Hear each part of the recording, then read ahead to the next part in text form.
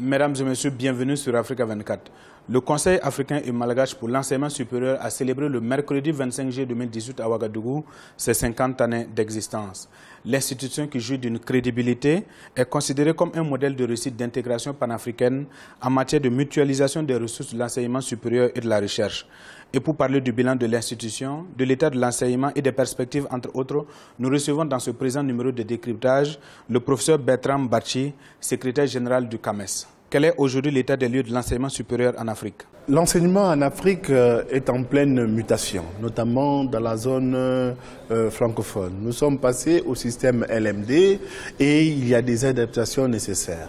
Et par rapport à cela, le CAMES a offert des outils. Les adaptations portent notamment sur la démarche qualité. Il faut qu'on s'approprie la qualité, il faut qu'on s'approprie un certain nombre d'exigences pour garantir la mobilité, les échanges au niveau de l'international.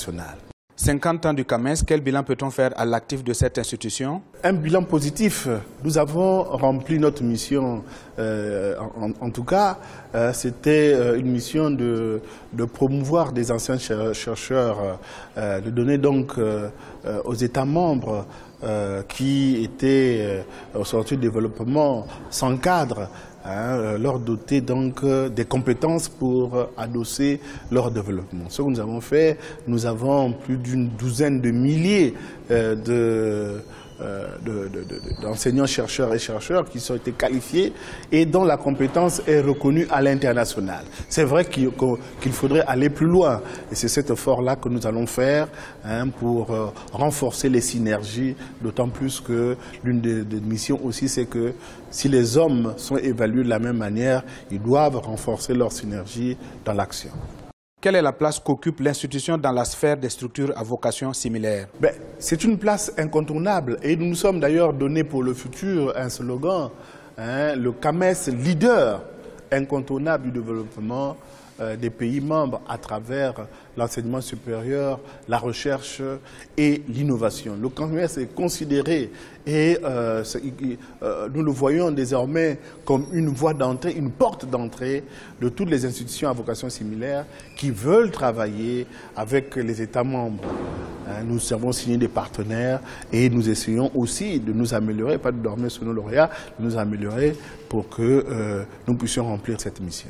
Comment le CAMES s'adapte-t-il aux différentes mutations dans les systèmes d'enseignement?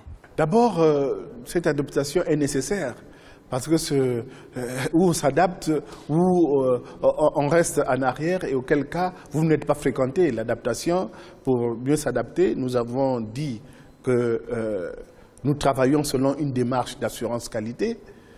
Nous travaillons selon une démarche d'éthique et de déontologie. C'est la seule façon de renforcer la confiance par rapport à la marque CAMES, la respectabilité par rapport à la marque CAMES. Nous jouons aussi dans la communication. Il faut communiquer davantage. Et nous ne voulons pas faire rater à nos universités la révolution numérique, parce que c'est celle-là qui donne beaucoup de potentiel. C'est pourquoi nous parlons de programme silhouette du CAMES. Le CAMES est aussi des récusations et des problèmes d'homologation de diplômes dans certains pays membres, notamment le Bénin et le Togo. Comment expliquez-vous cet état de fait? Première affirmation, c'est que le CAMES est compétitif. Le CAMES est respecté ailleurs et respecté aussi au Bénin par tous ceux qui veulent le progrès. Le CAMES a fait ses preuves. Et si vous parlez du Bénin, ou peut-être du Togo aussi, ce sont des pays qui ont eu à diriger l'institution, notamment à travers des secrétaires généraux. Donc, quelque part, ils ont une responsabilité dans la marche du CAMES. Je dis tout simplement que le CAMES a des référentiels. Le CAMES, certes, peut connaître des errements, mais s'il y a errement, ce n'est pas de manière collective, c'est de manière individuelle. Mais bien sûr que lorsque une dent est pourrie dans la bouche, c'est toute la bouche qui sent. C'est vrai, c'est le risque, mais le CAMES a la capacité de rebondir et de faire en sorte que ces dents pourries soient arrachées. Pour cela, nous disposons de la commission d'éthique et de déontologie, qui est le bras armé du code d'éthique et déontologie du CAMES, nous disposons aussi de la position de recours au niveau du comité constitutif général du CAMES. Donc nous avons les outils pour rebondir et pour rester toujours aussi efficaces. Quelle est la place du numérique dans les programmes du CAMES? Tous les programmes du CAMES, dans le cadre de cette vision du numérique, vont se faire en utilisant au maximum les potentialités que offre cet outil. Par exemple, l'évaluation se fera de manière numérique désormais.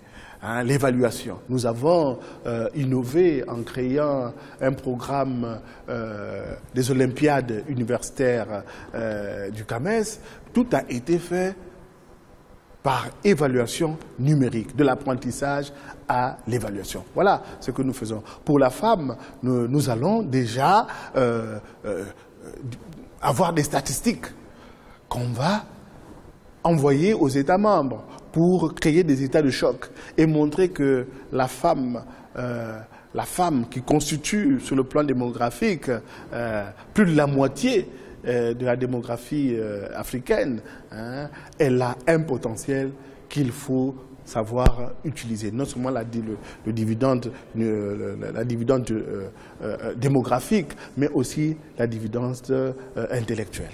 Et qu'avez-vous à dire à propos des examens contestés dans certains pays membres de l'institution? Je vous ai dit que le CAMES a une commission d'éthique et cette commission d'éthique est là pour voir si nous sommes dans des cas avérés. Mais dans le monde intellectuel,